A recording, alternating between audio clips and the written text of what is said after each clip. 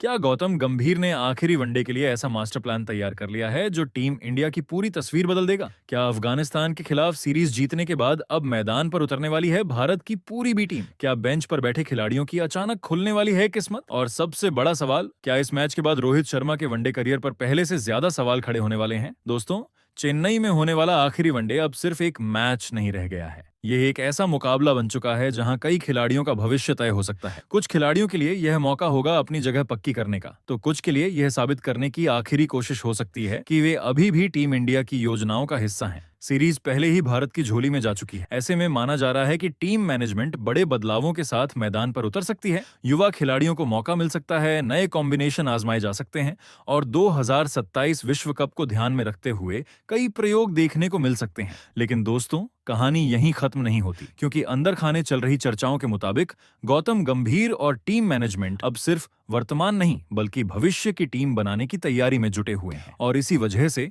चेन्नई का यह मुकाबला कई बड़े नामों के लिए बेहद अहम माना जा रहा है। तो आखिरकार कैसी हो सकती है भारत की प्लेइंग 11? किन खिलाड़ियों को मिल सकता है आराम? कौन से युवा सितारे अचानक एंट्री मार सकते हैं? और क्या रोहित शर्मा को लेकर उठ रहे सवालों का जवाब इस मुकाबले में मिल सकता है? आइए सब कुछ जानते हैं 3-4 मिनट्स के रिपोर्ट में। दोस्तों, सबसे पहले बात करते हैं उस मैदान की जहां यह मुकाबला खेला जाना है। चेन्नई का एमए चिदम्बरम स्टेडियम, जिसे क्रिकेट फैंस प्यार से चेपॉक कहते हैं।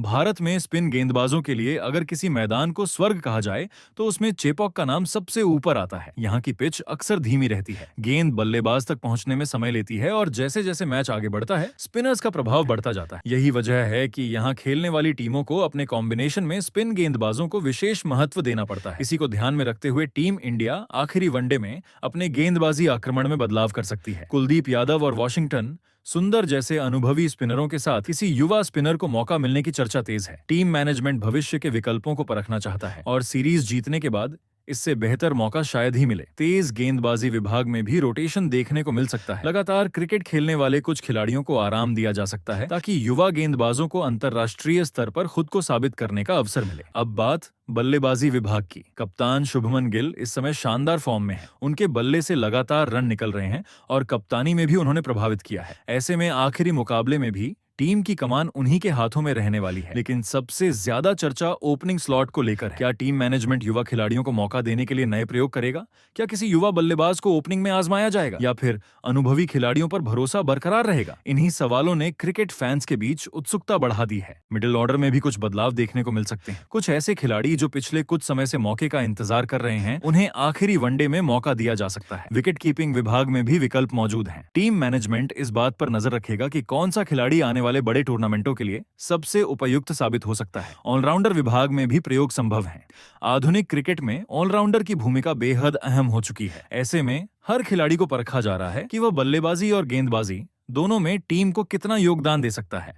लेकिन दोस्तों, अब आते हैं उस नाम पर जिसकी चर्चा सबसे ज्यादा हो रही है, रोहित शर्मा। भारतीय क्रिकेट के सबसे बड़े मैच विनर्स में शामिल रोहित शर्मा को लेकर पिछले कुछ समय से लगातार बहस चल रही है। उनके अनुभव पर किसी को शक नहीं है। बड़े मैचों में उनका रिकॉर्ड शानदार रहा है और उन्होंने कई बार अकेले दम पर भारत को जीत दिलाई है। लेकिन जब टीम भविष्य की योजना बनाती है तो हर खिलाड़ी का मूल्यांकन स्वाभाविक रूप से होता है। यही कारण है कि सोशल मीडिया पर लगातार चर्चा चल रही है कि आने वाले वर्षों में टीम इंडिया का रोड मैप क्या होगा। क्या अनुभवी खिलाड़ियों के साथ आगे बढ़ा जाएगा या युवा खिलाड़ियों को ज्यादा मौके दिए जाएंगे? ये सवाल सिर्फ रोहित शर्मा तक सीमित नहीं है, बल्कि पूरी टीम के संदर्भ में देखा जा रहा है। अगर रोहित को मौका मिलता है तो निश्चित रूप से वह अपने अनुभव का इस्तेमाल करते हुए बड़ी पारी खेलने की कोशिश करेंगे। दूसरी तरफ अगर युवा खिलाड़ियों को मौका मिलता है तो वे यह साबित करना चाहेंगे कि वे भी बड़े मंच के लिए तैयार हैं। यही वजह है कि आखिरी वनडे को कई लोग भविष्य बनाम अनुभव की लड़ाई के रूप में भी देख रहे हैं। गौतम गंभीर की सोच हमेशा स्पष्ट रही है। वह खिलाड़ियों को उनके प्रदर्शन के आधार पर अवसर देने में विश्वास रखते हैं। टीम में प्रतिस्पर्धा जितनी मजबूत होगी उतना ही भारतीय क्रिकेट का भविष्य मजबूत होगा। इसी सोच के तहत आखिरी वनडे में कुछ बड़े फैसले देखने को मिल सकते हैं। तो दोस्तों, क्या आपको लगता है कि आखिरी वनडे में भारत को युवा खिलाड़ियों को मौका देना चाहिए? क्या टीम मैनेजमेंट को बड़े प्रयोग करने चाहिए? और रोहित शर्मा, शुभमन गिल और बाकी वरिष्ठ खिलाड़ियों को लेकर आपकी क्या राय है? अपनी राय कमेंट बॉक्स में जरूर लिखिए।